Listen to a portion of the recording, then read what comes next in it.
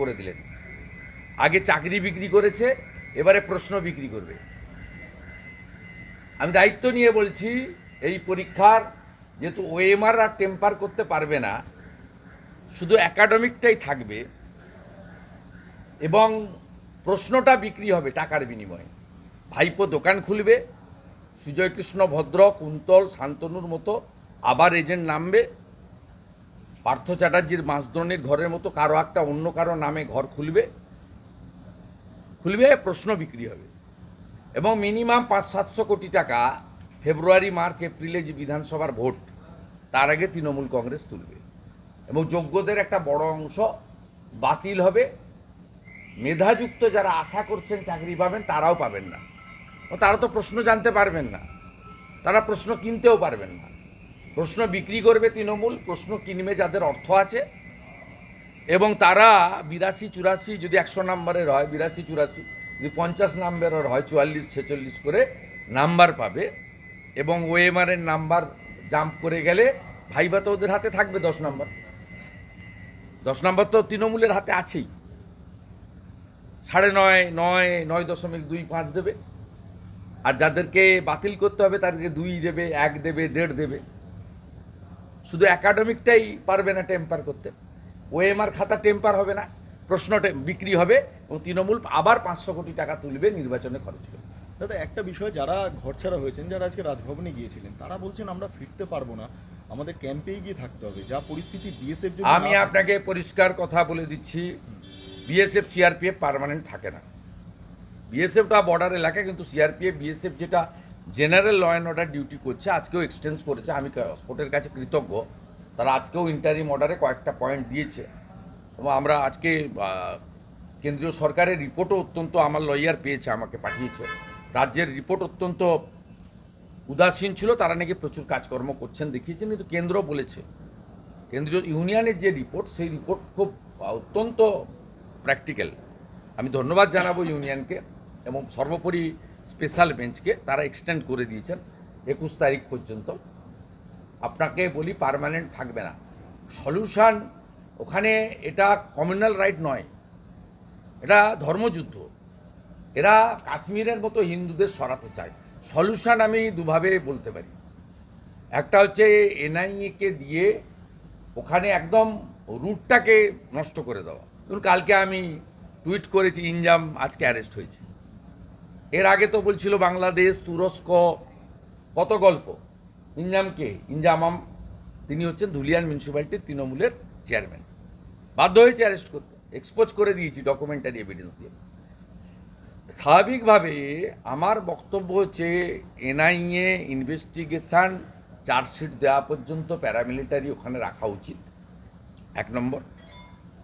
Second thing হচ্ছে, বাংলাদেশ থেকে যে 50 কিলোমিটার বর্ডার এলাকা এবং যেখানে হিন্দু জনসংখ্যা অত্যন্ত কম, 20%-এর নিচে, তাদেরকে কাশ্মীরের পাকিস্তান সীমান্তবর্তী এলাকার মতো বৈধ লাইসেন্সযুক্ত আগ্নেয়াস্ত্র দেওয়া উচিত।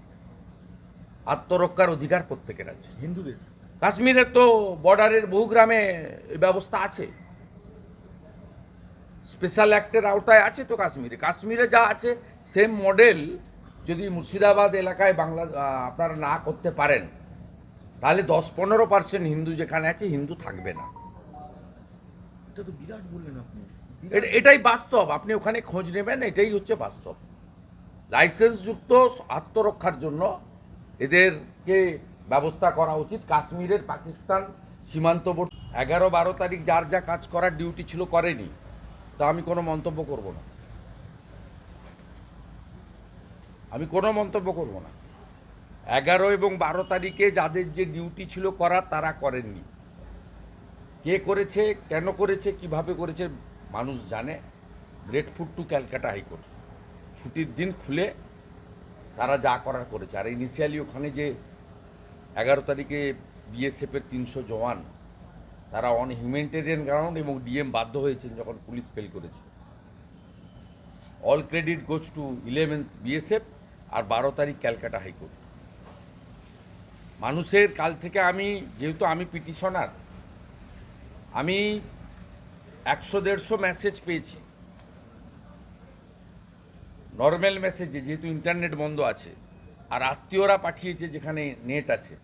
একটাই তাদের বক্তব্য ছিল যে আগামীকাল আরেকটা শুক্রবার, আমরা প্যানিকড, আপনি দয়া করে কলকাতা হাইকোর্টে আপনার আইনজীবীর মাধ্যমে অনুরোধ করুন যাতে প্যারামিলিটারি ফোর্সেস আরও বেশ কিছুদিন এখানে থাকে এবং এনআইএ তদন্ত হয়ে প্রকৃত দোষীরা গ্রেপ্তার হয়।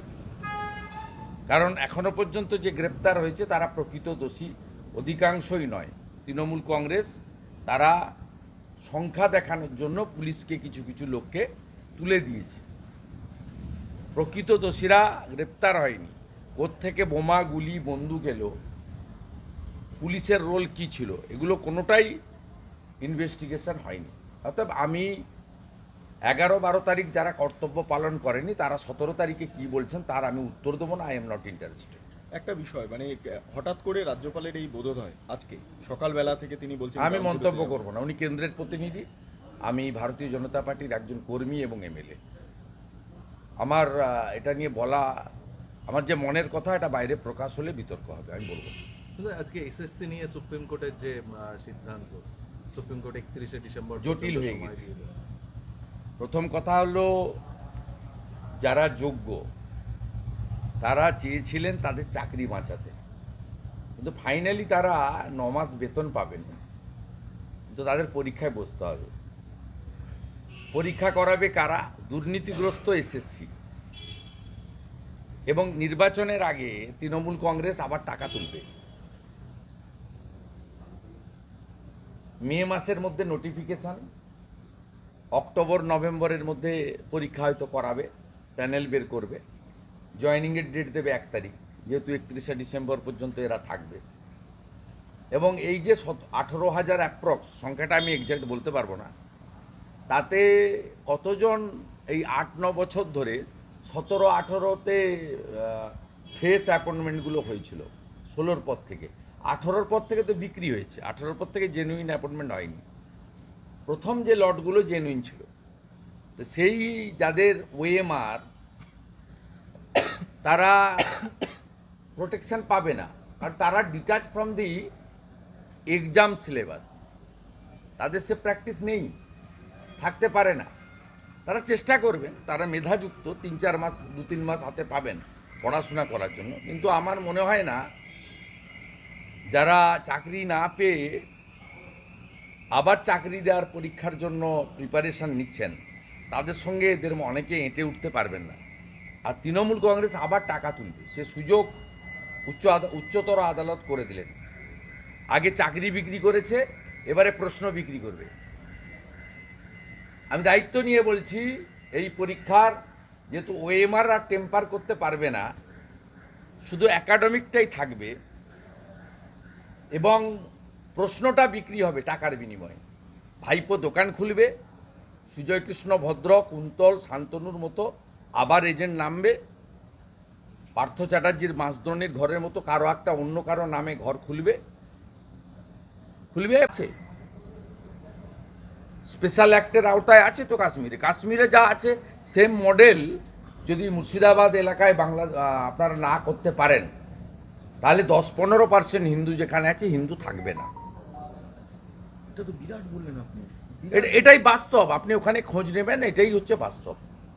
লাইসেন্সযুক্ত আত্মরক্ষার জন্য এদেরকে ব্যবস্থা করা উচিত। কাশ্মীরের পাকিস্তান সীমান্তবর্তী গ্রামে যে ব্যবস্থা আছে, সেই একই ব্যবস্থা বাংলাদেশ সীমান্তবর্তী, ক্লোজ বাংলাদেশ সীমান্তবর্তী, এবং যেখানে হিন্দুদের সংখ্যা অত্যন্ত কম, 10-15-20%, এটা করা উচিত। এবং এনআইএ যতক্ষণ না এই রিলিজিয়াস রাইটকে, কনস্পিরেটার, ফান্ডার এবং আর্মস ওয়েপেন্স এসছে, একে একেবারে উপড়ে ফেলতে পারে, ততক্ষণ পর্যন্ত ওখানে প্যারামিলিটারি ফোর্স রেখে এনআইএ ইনভেস্টিগেশন কমপ্লিট করা উচিত আপ টু চার্জশিট। আর ইলেকশন কি সম্ভব? শেষ প্রশ্ন, ইলেকশন কি ওখানে সম্ভব? কোথায়? যা পরিস্থিতি গোটা পশ্চিমবঙ্গেই রাষ্ট্রপতি শাসন ছাড়া ইলেকশন ইসিআই করতে পারবে না।